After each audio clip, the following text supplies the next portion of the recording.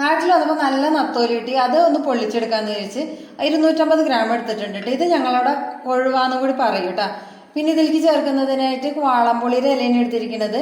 ഇത് സാധാരണ എടുക്കുന്നത് തളിരിലയാണ്, പക്ഷെ തളിരില ഇപ്പോൾ കിട്ടൂല. അപ്പോൾ ഞാൻ ഉള്ള മൂത്തല തന്നെയാണ് പൊട്ടിച്ചിരിക്കുന്നത് കേട്ടോ.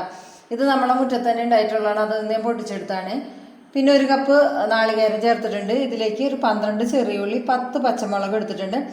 ഇത് കാന്താരി മുളകാണെങ്കിൽ കൂടുതൽ ടേസ്റ്റ് ഉണ്ടാവും. ഇതും ഉണ്ടായത് തന്നെയാണ്, വാങ്ങിയതൊന്നല്ല കേട്ടോ. പിന്നെ ഒരു 5 തണ്ട് കറിവേപ്പില എടുത്തിട്ടുണ്ട്. ഇതിൻ്റെ അകത്തേക്ക് ആവശ്യത്തിനുള്ള ഉപ്പും കുറച്ച് മഞ്ഞൾപ്പൊടിയും കൂടി ചേർത്തിട്ട് ഇത് നന്നായിട്ട് നമുക്ക് അരച്ചെടുക്കുക. നമ്മൾ അരച്ചുകൊണ്ടുവന്ന അരപ്പ് ഈ മീനിലിട്ട് നല്ലോണം മിക്സ് ചെയ്ത് കൊടുക്കുക കേട്ടോ.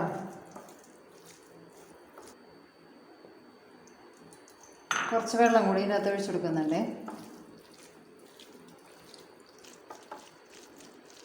ഇത് നമുക്ക് ചമ്മന്തിയായിട്ടും കഴിക്കാൻ നല്ല ടേസ്റ്റാണ് കേട്ടോ. പുളിയും എരിവും ഒക്കെ കൂടി ഉള്ളതുകൊണ്ട്. അപ്പോൾ ഇതൊന്ന് ഒരു ½ ആൻ അവർ നമുക്ക് മാരിനേറ്റ് ചെയ്യാൻ വെക്കാം കേട്ടോ. അത് കഴിഞ്ഞിട്ട് നമുക്ക് പൊള്ളിച്ചെടുക്കുക. ഫിഷ് മാരിനേറ്റ് ചെയ്യാൻ വെച്ചിട്ട് 1/2 മണിക്കൂറായിട്ടുണ്ട് കേട്ടോ. അപ്പോൾ ഇത് നമ്മൾ ഒരു പ്ലേറ്റിൻ്റെ മുകളിലാണ് ഇല വെച്ച് കൊടുത്തിരിക്കണേ. ഇതിൻ്റെ അകത്തേക്ക് ഫിഷ് ഇട്ട് കൊടുത്തിട്ട് നന്നായി പരത്തി കൊടുക്കണം കേട്ടോ.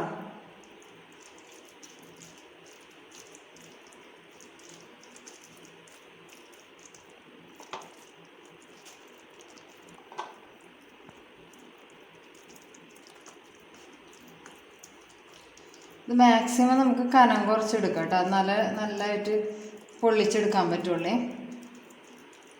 ഇനി ഒരു പാൻ അടുപ്പത്ത് വെച്ചിട്ട് നമുക്കത് പൊള്ളിച്ചെടുക്കാം കേട്ടോ. അതിൽ വെച്ചിട്ട് പാൻ ചൂടായി വന്നിട്ടുണ്ട് കേട്ടോ. അപ്പോൾ ഇതിലേക്ക് നമുക്ക് പരത്തിച്ചിരിക്കണ ഫിഷ് ഇട്ട് കൊടുക്കുക. ഇതിൻ്റെ മുകളിലൂടെ 1 ടീസ്പൂണ് വെളിച്ചെണ്ണ ഒഴിച്ചു കൊടുക്കാം കേട്ടോ. ഇതിൻ്റെ മുകളിലായിട്ട് 1 ഇലയും കൂടി വെച്ചിട്ട് നമുക്ക് മൂടിക്കൊടുക്കുക. എന്നിട്ട് ഇതൊന്ന് മൂടി വെച്ചിട്ട് ഫ്ലെയിം സിമ്മാക്കിയിട്ട് വേവിച്ചെടുക്കുക കേട്ടോ. ഇത് ഒരു വശം നല്ലോണം വെന്തിട്ടുണ്ട്. അപ്പോൾ നമുക്ക് മറച്ചിട്ട് കൊടുക്കുക. ഒരു പ്ലേറ്റിൻ്റെ അകത്ത് ഇല വെച്ച് കൊടുത്തിട്ടുണ്ട് കേട്ടോ. ഇത് നമുക്ക് നേരെ അങ്ങോട്ട് മറച്ചു കൊടുക്കുക. നമുക്ക് ഇങ്ങനെ ഈ ഇല ഒന്ന് ഇതിൻ്റെ അകത്തേക്ക് വലിച്ചിട്ട് കൊടുത്താൽ മതി കേട്ടോ.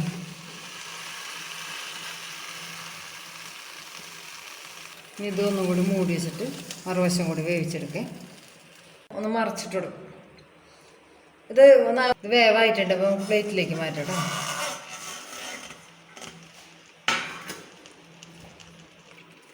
ഒരു പ്ലേറ്റിൻ്റെ അകത്ത് ഇല വെച്ചിട്ടുണ്ട് കേട്ടോ. അപ്പോൾ ഇത് നമുക്ക് കമത്തി കൊടുക്കുക.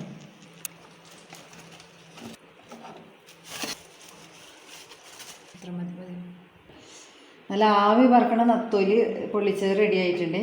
അപ്പോൾ ഒന്ന് ടേസ്റ്റ് ചെയ്ത് നോക്കട്ടെ. സ്മെല്ല് തന്നെ കേൾക്കുമ്പോൾ നമുക്ക് നല്ല ടേസ്റ്റ് വരുന്നുണ്ട് കേട്ടോ. ഇത് മുള്ളോടുകൂടി തന്നെ നമുക്ക് കഴിക്കാം കേട്ടോ.